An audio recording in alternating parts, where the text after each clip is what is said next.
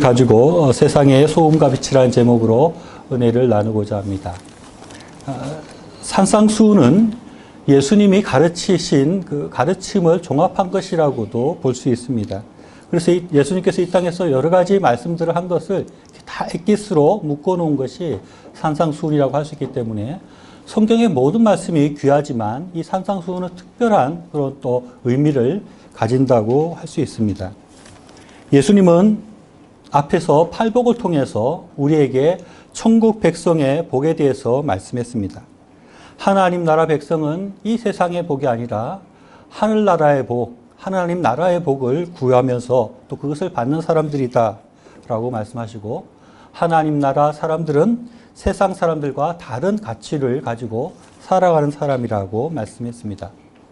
오늘 읽은 이 세상의 소금과 빛이라는 이 말씀을 통해서 우리에게 또 다시 말씀하시는 것은 우리 예수 믿는 사람, 하나님 나라 백성이 된 사람이 어떤 정체성을 가지는가 하는 것에 대한 말씀을 하고 있습니다. 하나님을 믿고 하나님 나라 백성이 되었다면 이제는 믿지 않는 사람들과 다른 부분이 있다는 것입니다. 한국 사람과 중국 사람과 일본 사람은 잘 쉽게 구분을 할 수가 없습니다.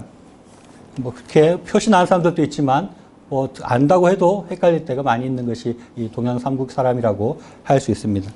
그런데 제가 살았던 캐나다에서는 한국 사람과 중국 사람을 구분하는 방법이 한 가지 있습니다. 한국 사람은 이렇게 옷을 잘 입는다 이런 인식이 있어요. 그래서 옷을 잘 입고 뭔가 좀 깔끔하다 싶으면 저 사람은 한국 사람 이렇게 하는 것입니다. 그래서 중국 마트 같은 데 이제 시장 보러 자꾸 가는데 중국 사람이 영어로 하지 않고 중국말로 막 하면 자기의 이 패션 상태에 대해서 좀 점검해 보게 됩니다. 내가 이 옷을 좀 잘못 입었나? 너무 안 꾸몄나? 이렇게 좀 반성을 하게 됩니다.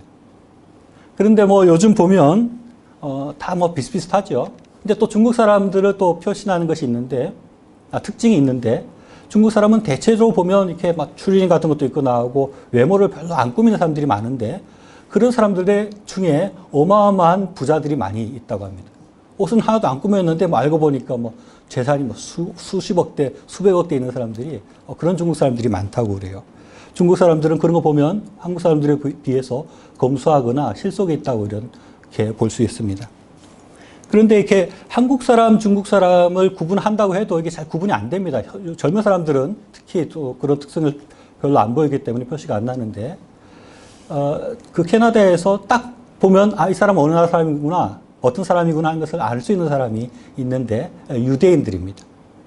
유대인들은 평소에도 머리에 이렇게 모자 같은 걸 쓰고 다니고, 또 토요일 날 그에 보면 까만 옷을 입고 모자를 쓰고, 어떤 사람 여기다 이상한 걸 달기도 하고, 이렇게 해서 가족이 손을 잡고 회당으로 가는 모습을 보게 됩니다. 그 보면 틀림없이 유대인인 것이죠.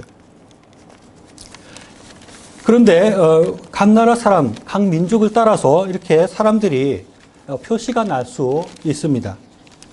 그런데 예수님을 믿고 하나님 나라 백성이 된 우리도 이 세상 가운데 특별히 표시나는 사람들이다 하는 것입니다. 성경은 우리 그리스도인의 정체성에 대해서 아주 우리는 분명한 정체성을 갖고 있다고 말을 합니다. 어떤 민족보다 또 어떤 나라 사람들보다 우리 하나님 나라 백성은 이 세상 가운데 틀림없는 정체성을 드러내는 그런 사람들임을 말씀하고 있습니다. 오늘 예수님께서 우리의 정체성에 대해서 말씀하고 있는데, 너희는 하나님 나라 백성이다 라고 말씀하시면서 너희는 옷을 잘 입는 사람이다, 아니면 검소한 사람이다, 아니면 모자를 쓰고 다니는 사람이다 이렇게 말씀하지 않으시고, 예수님은 너희는 세상의 소금이며 빛이다 라고 말씀합니다. 우리가 알다시피 이 소금과 빛은 소금 아닌 것과 빛 아닌 것과는 너무나 분명한 차이를 드러내는 그런 물질들이라고 할 수 있습니다. 예수님께서 가장 우리에게 주시고 있는 교훈은, 우리 하나님 믿는 사람들은 세상 가운데 아주 두드러지는 사람들이다, 표시가 분명히 나는 사람들이다 하는 것을 말씀하고 있습니다. 사람들은 성격에 따라서 어떤 사람은 외향적이라서 자기가 어떤 사람인지 막 이렇게 많이 떠벌리는 사람이 있는가 하면, 좀 내성적인 사람은 자기에 대해서 그렇게 표현을 하지 않습니다. 내가 누구다 이렇게 잘 이야기하지 않습니다.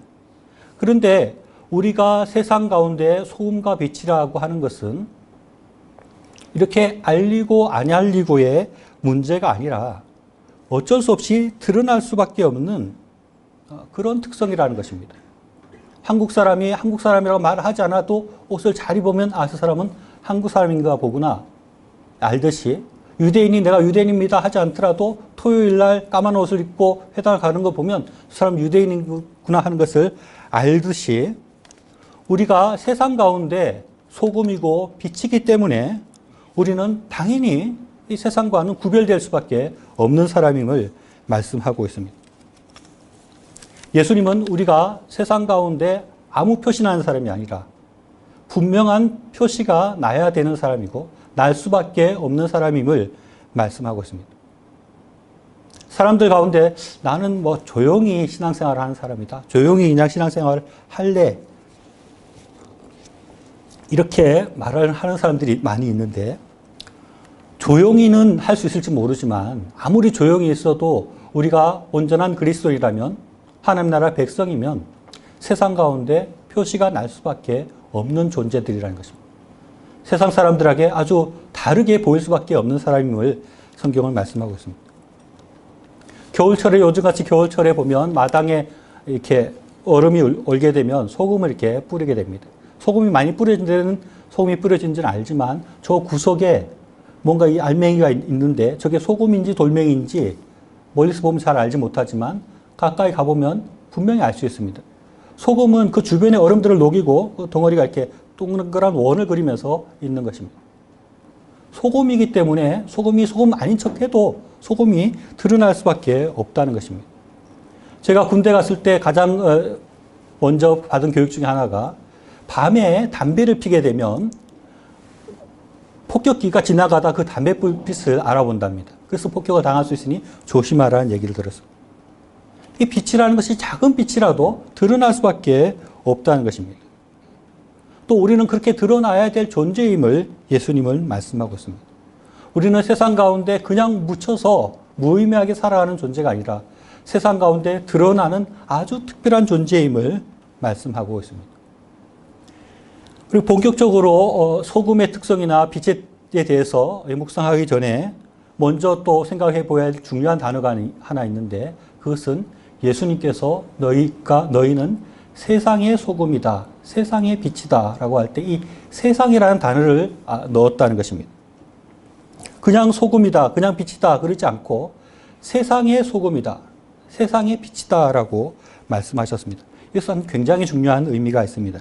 그리고 또 조금 이해가 어려울 수 있습니다. 왜냐하면 이 세상이라는 단어가 어려울 수 있기 때문에 그렇습니다. 우리가 세상이라고 할 때 이 세상은 두 가지 측면이 있습니다. 제가 지난주 설교할 때 예수님은 세상의 복을 말씀하지 않고 하나님 나라의 복을 말을 했다, 이렇게 할 때 이 하나님 나라와 세상은 이렇게 대비되고 서로 상반되는 것처럼 이렇게 이야기될 수 있습니다. 그래서 하나님 나라는 선한 것이고 세상은 악한 것으로 우리가 생각할 여지가 있습니다. 그런데 항상 그런 것이 아닌 것입니다. 어떤 면에서는 하나님 나라는 선하고 우리가 기대하고 소망하고 좋아해야 되는 것이고 세상은 악하고 나쁘고 거부해야 되는 것처럼 생각되는 부분이 한 가지 있지만 세상에 그런 면만 있는 것은 아닙니다. 하나님은 세상을 사랑하신다라고 말씀하고 있습니다. 우리가 잘 아는 요한복음 3장 16절 말씀 보면 하나님이 세상을 이처럼 사랑하사 독생자를 주셨으니 라고 말씀합니다. 하나님께서 이 세상을 사랑한다 할 때 세상을 사랑해야 되는 의미도 이 세상이 가지고 있는 것입니다. 어떤 사람은 이 세상을 사랑한다고 할 때 세상 가운데 예수님 믿는 사람들만 사랑한다 이렇게 말씀하는 분이 있는데 그것은 잘못된 해석입니다. 하나님은 세상 그 자체를 사랑하신다고 생각해야 됩니다. 왜냐하면 이 세상이 하나님의 작품이기 때문에 그렇습니다. 이 세상이 하나님의 것입니다. 그러니 당연히 하나님은 이 세상을 사랑하시는 것입니다. 이 세상에 악하고 더러운 것, 그런 것을 사랑하진 않지만 하나님은 근본적으로 이 세상을 사랑하시는 것입니다.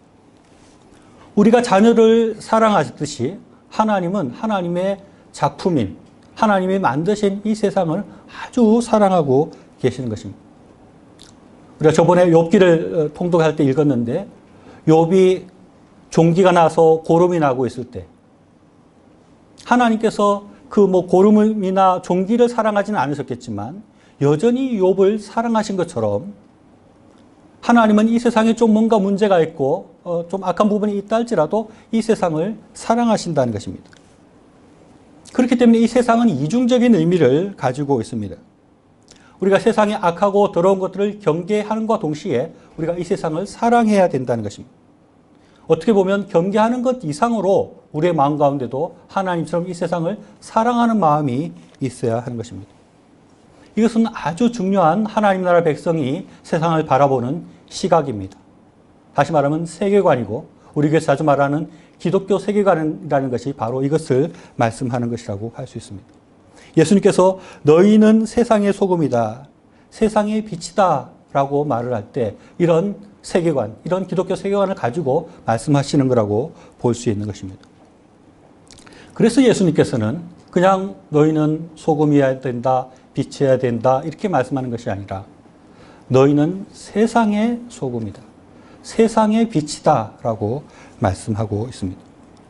우리가 온전한 그리스도인이 어떤 사람일까 생각할 때 전혀 죄를 짓지 않고 굉장히 경건하게 자기의 신앙을 고귀하게 지키는 사람을 생각할 수 있는데 그것만으로는 안 된다는 것입니다. 어떤 책을 보니까 하루에 7시간 새벽 기도를 하는 사람에 대한 책을 본 적이 있습니다. 이 사람이 그냥 노는 사람도 아니고 직장을 다니는 은행원인가 아마 그랬는데 직장을 다니는데 하루에 7시간 새벽 기도를 한다는 것입니다. 어떻게 하냐니까 직장을 끝나자마자 빨리 집으로 돌아와서 밥을 먹고 자서 1시인가 2시부터 일어나서 새벽 기도를 시작을 한다는 것입니다. 그것만 가지고 안 돼서 점심시간에도 따로 기도를 해서 7시간을 기도한다는 사람을 보았습니다. 어떤 사람들은 하루, 1년에 성경을 10독한다는 사람들도 있습니다. 그렇게 하려면 하루에 3, 4시간 계속 성경을 읽고 있어야 된다고 합니다. 물론 이런 분들 진짜 대단한 분이죠. 아무도 쉽게 할 수 있는 게 아니죠. 감히 저 같은 사람이 이렇게 저렇게 판단하는 문제가 아니죠. 굉장히 훌륭한 기독교인이고 굉장히 참 대단한 일을 하는 분이라고 할 수 있습니다. 그런데 만약 이분들이 자신의 신앙을 지키기 위해서만 이렇게 계속해서 평생 그렇게 기도하거나 그렇게 많이 성경 읽는 시간을 쓴다면은 뭔가 조금은 문제가 있을 수 있는 것입니다. 우리가 세상에 나아가서 소금과 빛으로 준비되는 것도 중요하지만 세상 가운데 어떤 역할을 하는 것이 중요하기 때문에 그렇습니다. 온전한 그리스도인, 온전한 하나님의 백성으로 살아가는 것은 얼마나 경건 시간을 오래 하느냐, 얼마나 기도를 오래 하느냐, 얼마나 성경을 많이 읽느냐 하는 것보다도 이 세상 가운데 어떤 역할을 하고 있는가, 이 세상 가운데 어떻게 살아가고 있는가 하는 것이 그것도 중요하지만 더 중요한 문제일 수 있는 것입니다. 우리는 이 세상과는 전혀 다른 가치관을 가진 사람들이고 전혀 다른 생각들을 가지고 이 세상을 살아가는 사람입니다. 그러나 그럼에도 불구하고 우리는 이 세상 가운데 살아가야 되는 사람입니다. 세상과 완전히 동떨어져서 우리의 신앙만 유지하는 그런 사람들이 아니라 세상 안에서 살아가야 되고 세상과 함께 살아가야 되고 세상에 영향을 주면서 살아가야 되는 존재인 것입니다. 주님은 너희는 세상의 소금이다 라고 말씀했습니다. 다른 물질이 아니라 특별히 소금이라고 말씀하셨습니다. 제가 이렇게 설교할 때 예를 들기 위해서 이런저런 예를 들 때가 있습니다. 그런데 어떤 때는 예를 잘 들어서 제대로 예를 들 때도 있고 가끔은 예를 좀 잘못 드는 경우가 있습니다. 그런데 예수님은 그렇지 않죠. 예수님은 말씀한 이 예가 우리를 세상의 소금이라고 한 예가 조금 더 틀리지 않는 아주 분명하고 정확한 예라고 생각할 수 있습니다. 예수님은 왜 우리를 소금이라고 했을까요? 소금의 어떤 특성을 가지고 예수님은 우리를 소금이라고 하셨을까요?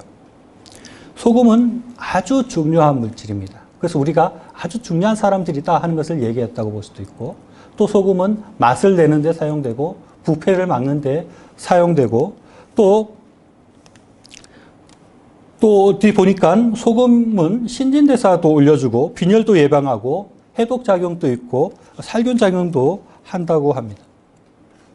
소금이 여러 가지 기능들이 있는데 그런 것을 다 적용해서 우리가 어떻게 살아야 되는지를 살펴보기에는 너무 시간적으로나 힘드니까 예수님께서 아주 분명하게 말씀하신 한 가지만 생각해 보려고 합니다.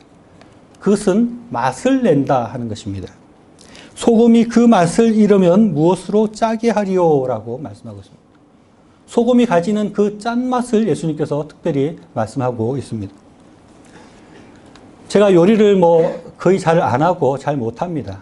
그런데 옛날에 그 혼자 자취하면서 살아야 될 때가 있었는데 그때 요리를 한 적이 있습니다. 요리라고 할 것도 없고 찌개 같은 걸 한번 처음으로 이제 요리를 한다고 끓였습니다. 근데 그때 아주 강력한 깨달음이 저에게 있었습니다. 이 맛을 결정하는 것은 이 소금이다. 이 소금이 요리에 얼마나 중요한 것인가 그전엔 잘 몰랐는데 직접 요리해 보니까 아주 강하게 깨달을 수 있었습니다. 소금이 안 들어가면 맛이 안 나는 것입니다. 찌개를 끓일 때 아무리 좋은 재료를 집어넣어도 소금이 안 들어가니까 맛이 안 나더라고요. 이 찌개를 끓였는데 맛이 안 나서 제가 여러 가지 넣어봤습니다. 근데 맛이 안 나는 거예요. 찌개 맛없다고 해가지고 꽃게를 비싼 꽃게를 집어넣고 낙지를 집어넣는다고 해서 맛이 나는 게 아니라는 것입니다.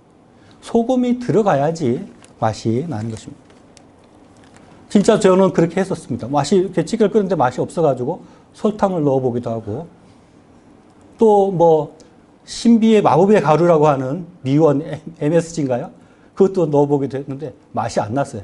그러다가 소금을 좀 넣어볼까 하고 소금을 좀 넣었더니 갑자기 맛있어지는 것입니다. 그때 얼마나 놀랐던지요.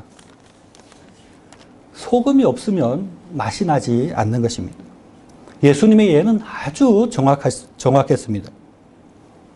이 세상 가운데 우리 소금이 들어가야지 이 세상이 맛이 난다 하는 것입니다.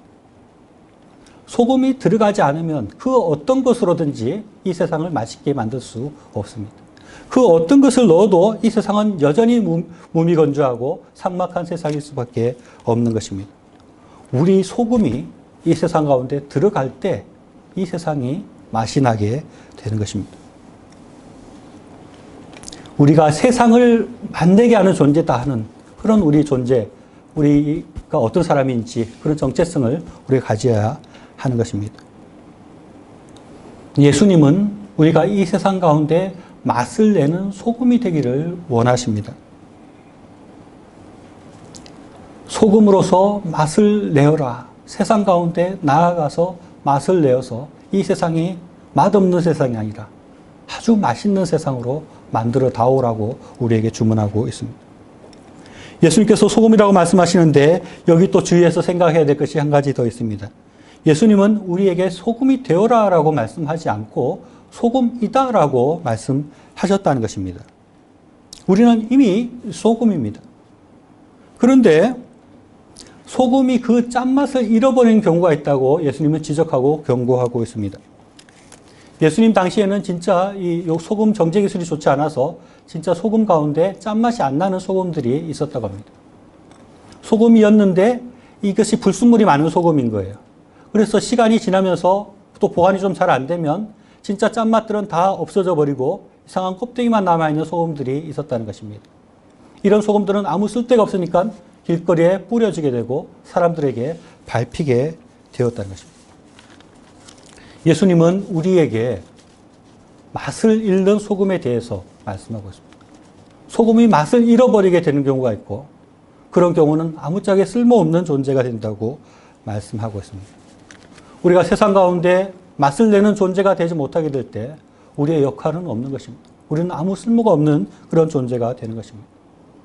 그러나 우리가 여전히 짠맛을 가지고 세상 가운데 나아갈 때 우리는 세상 가운데 놀라운 일들을 할 수 있는 세상에 맛을 내길 수 있는 그런 존재가 되는 것입니다. 우리 다 요리해 보셔서 아시겠지만 소금이 들어간 음식과 안 들어간 음식 금방 구별할 수 있지 않습니까? 어떤 음식을 먹었는데 소금이 전혀 안 들어갔다.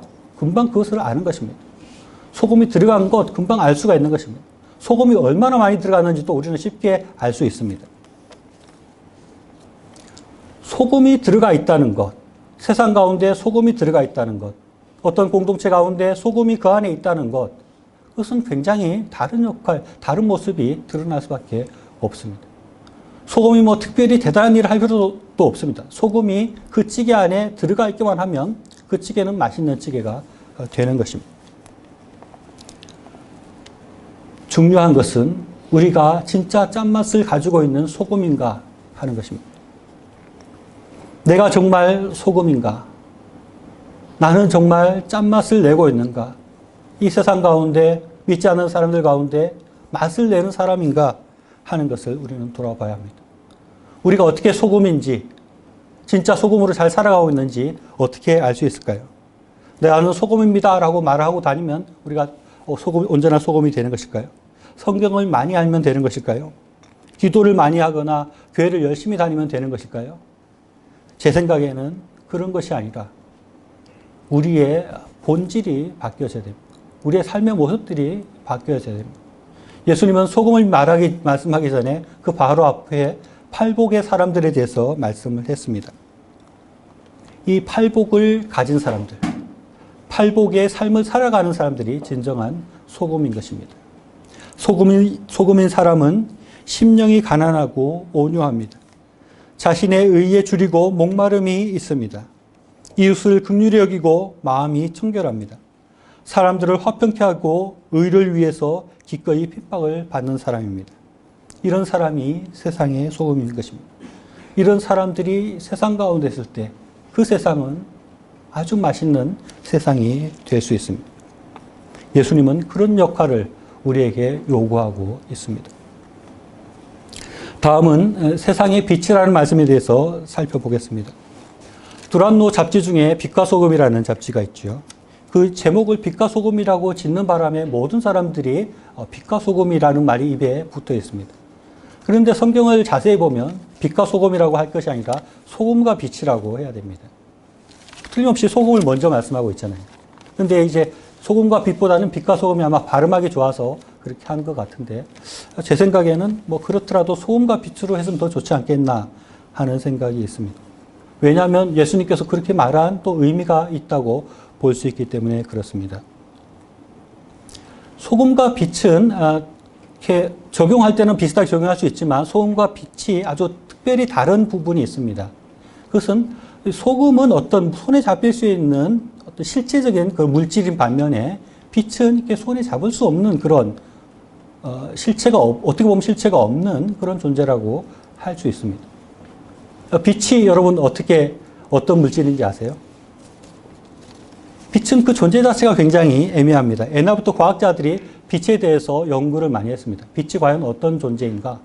그래서 어떤 사람들은 빛이 파장이다 이렇게 말했습니다. 소리를 쿵 낼 때 소리가 어떤 입자가 날아가는 것이 아니라 파장이 진동이 이렇게 되는 거죠. 그래서 빛은 파동이다 이렇게 이야기를 했습니다. 또 어떤 사람들은 그게 아니다 입자다. 이렇게 음식 냄새가 날 때 냄새가 나는 것은 이렇게 진동이 아니라 냄새 입자가 이렇게 날라와서 코에 닿았을 때 냄새가 나는 것이거든요. 그리고 빛도 그런 것이다라고 아주 격렬하게 토론했습니다. 제가 알기로는 1900년대 한 중반까지 토론을 한 것 같은데 그러다가 이제 겨우 알아냈습니다. 빛은 뭐냐 그러니까 빛은 파장이기도 하고 진동이기도 하다. 이렇게 결론을 했습니다. 또 어떤 사람은 그런 것도 아니고 에너지다 이렇게 이야기도 했습니다. 그런데 이렇게 소금은 뭔가 분명한 실체가 있는데 빛은 어떤 운동성은 있지만 분명한 실체를 말하기 어려운데 예수님께서 왜 소금을 먼저 말씀했을까? 그것을 생각해 보면 먼저 우리가 뭔가 역할을 하기 전에 빛을 발하거나 뭔가 세상을 위해서 향해서 나아가기 전에 우리 자체를 먼저 돌아봐야 된다는 것입니다. 우리가 소금으로서 확실한 존재인가? 우리가 진짜 소금인가? 그렇게 소금으로서 우리가 온전하게 될 때 우리는 세상 가운데 빛을 발하는 존재가 된다 하는 것을 말씀하고 있습니다. 그래서 먼저 우리 자체가 온전해지고 그 이후에 세상을 밝히는 그런 역할을 해야 된다 말씀한다고 볼 수 있습니다. 14절 말씀 보면 너희는 세상의 빛이라 산 위에 있는 동네가 숨겨지지 못할 것이요 라고 말을 하고 있습니다. 빛이 있는 산 위의 동네는 숨겨지지 않는다는 것입니다. 아까 제가 담뱃불 이야기했듯이 동네가 있는데 그 가운데 빛이 있는 동네는 숨겨질 수가 없는 것입니다. 아, 저기 동네가 있구나 하는 것을 알 수밖에 없는 것입니다. 저 동네에 빛이 있구나 하는 것을 알 수밖에 없다는 것입니다. 그래서 우리가 있는 동네, 하나님 나라의 백성으로 빛이 된 사람이 있는 동네와 없는 동네, 있는 지역과 없는 지역은 다를 수밖에 없다는 것을 말씀하고 있습니다.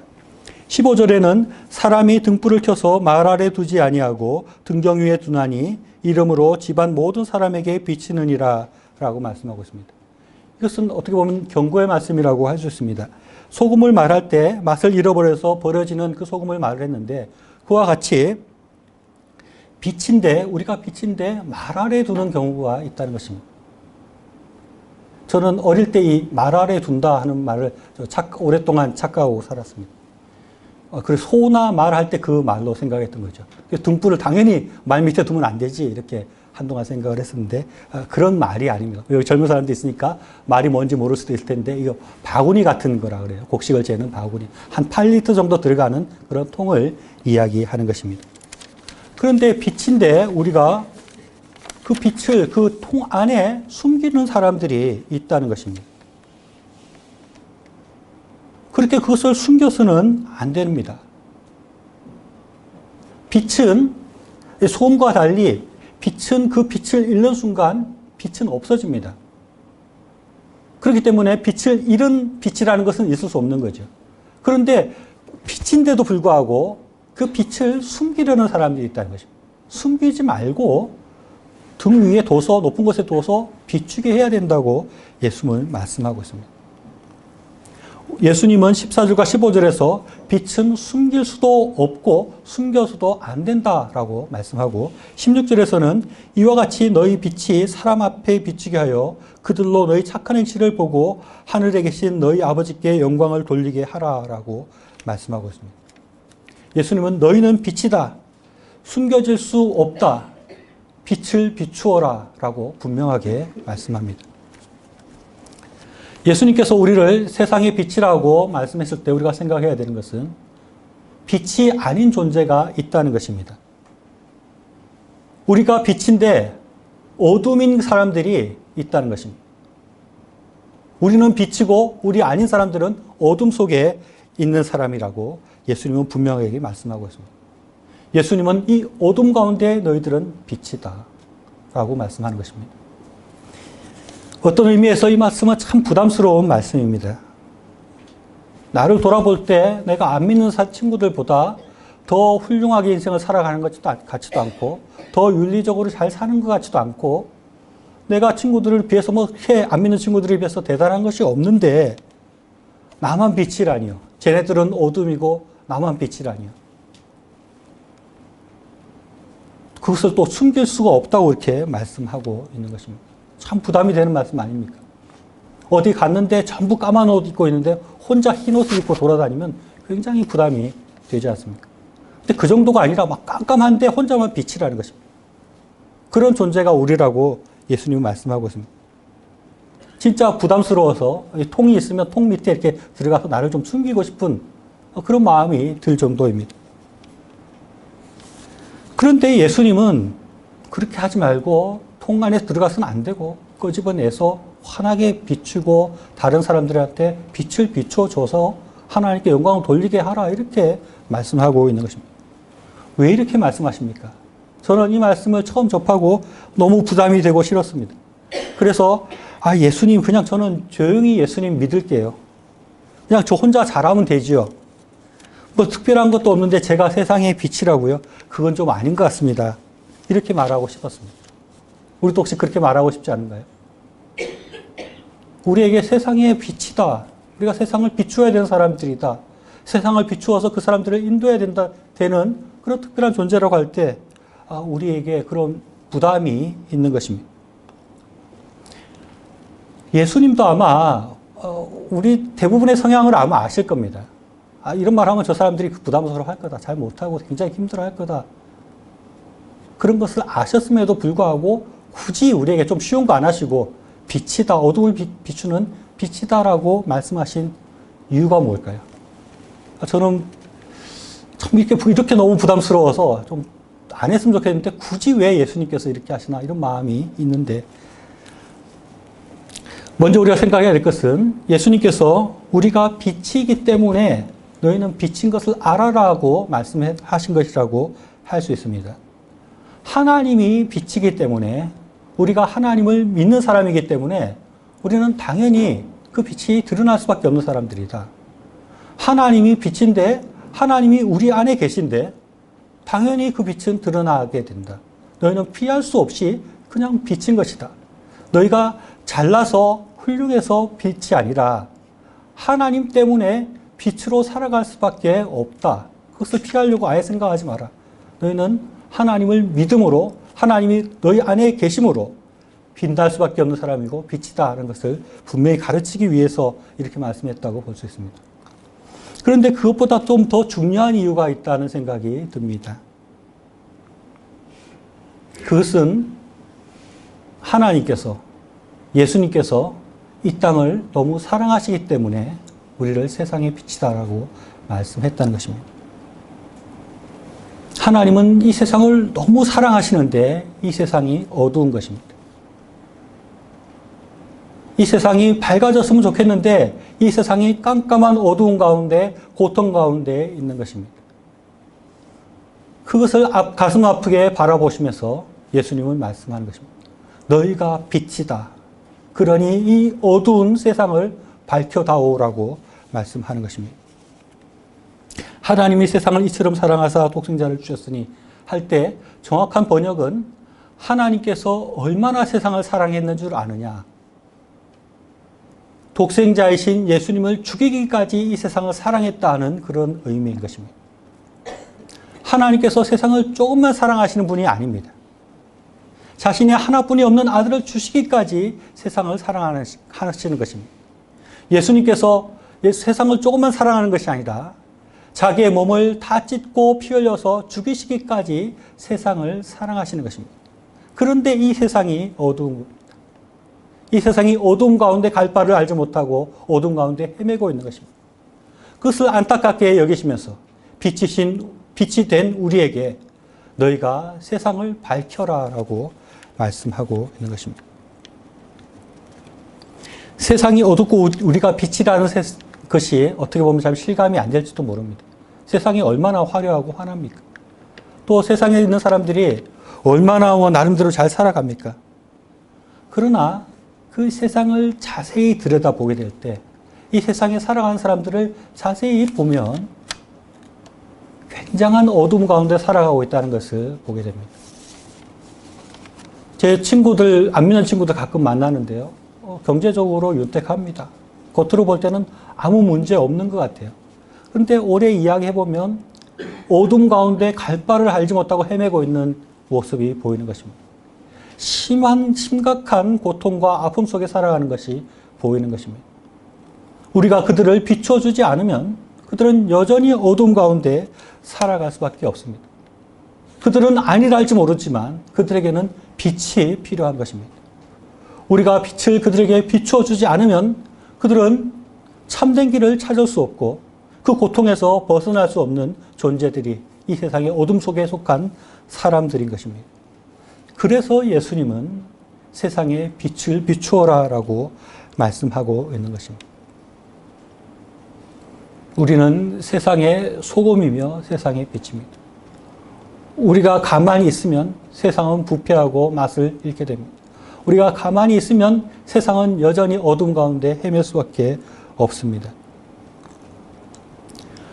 소금은 소금 부대 안에서 역할하는 것이 아니라 세상 가운데 나아가야 됩니다. 세상에 이 맛없게 된 이 찌개 가운데, 세상이라는 찌개 가운데 들어가야 되는 것입니다. 우리가 들어갈 때만 맛이 날 수 있습니다. 우리가 빛인데 우리 빛을 이 교회 안에서 비춰가지고는 아무 필요가 없는 것입니다. 밝은데 뭐 손전등 하나 비춰가지고 무슨 필요가 있겠습니까? 세상 가운데 빛을 발하여야 하는 것입니다.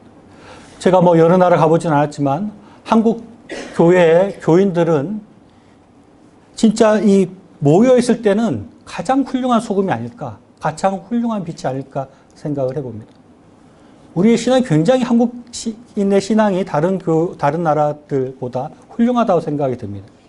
근데 문제는 모였을 때 아무리 훌륭하면 뭐합니까? 모였을 때 아무리 좋은 소금이고 밝은 빛이면 뭐합니까? 여기서 필요한 것이 아니라 세상 가운데 필요한 것입니다.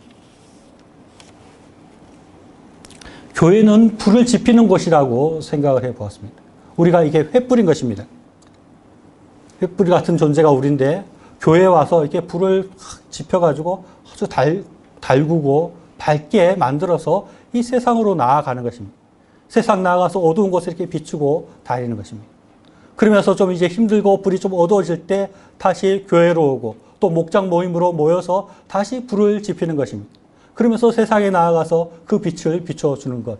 그것이 교회의 모습이고 온전한 신앙인의 모습이라고 생각을 합니다. 세상에 맛을 내는데, 세상을 밝히는데 얼마나 많은 소금이 필요할까요? 얼마나 큰 빛이 필요할까요? 우리가 알다시피 맛을 내서 아주 조그마한 소금만 들어가도 맛이 달라지는 것입니다. 어두운 곳에는 아주 조그마한 불빛만 있어도 그것이 밝아지는 것입니다. 정전이 되었을 때 촛불이 하나 있는 것과 없는 것은 천지 차이인 것입니다.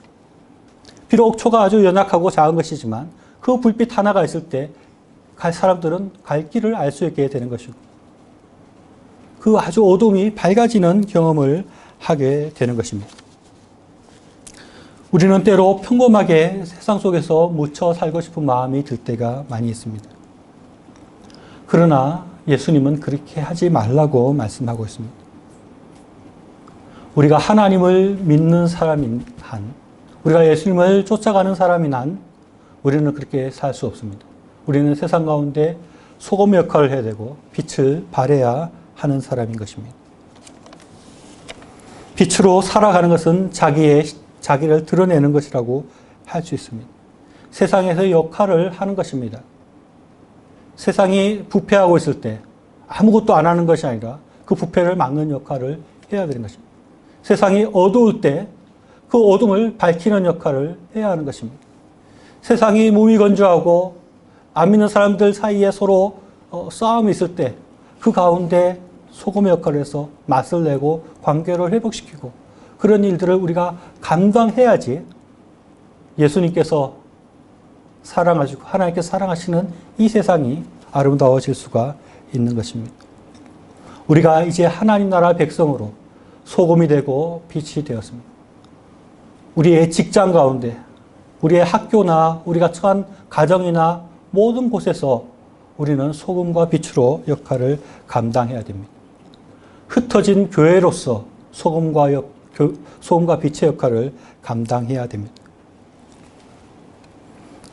예수님은 이 세상을 너무너무 사랑하고 계십니다. 하나님은 하나뿐인 독생자를 주시기까지 이 세상을 사랑하고 계십니다. 그렇다면 우리도 이 세상을 사랑해야 하는 것입니다. 이 세상에 물들지 않아야 되지만 이 세상 가운데 거룩함을 지켜야 되지만 이 세상을 모른 척하고 살아서는 안 되는 것입니다. 예수님께서 그렇게 간절히 사랑하면서 우리에게 빛을 밝히라고 말씀하신 그 세상을 우리도 진정으로 사랑하고 우리의 모든 것을 내어놓고 그 사랑을 실천하기 위해서 노력해야 하는 것입니다. 세상 가운데 소금과 빛으로 살아가는 것은 굉장한 큰 핍박이 있고 굉장히 어려운 일일 수밖에 없습니다. 그러나 예수님께서 자기의 몸을 들여서 이 세상을 사랑하신 것처럼 우리의 모든 것들을 희생하면서 우리는 이 세상을 밝히기 위해서 살아가야 돼요. 이 세상에 맛을 내기 위해서 살아가야 되는 존재임을 우리가 깊이 생각합니다. 세상의 소금과 빛으로 살아가는 저 여러분 될 수 있기를 간절히 바랍니다. 기도하겠습니다.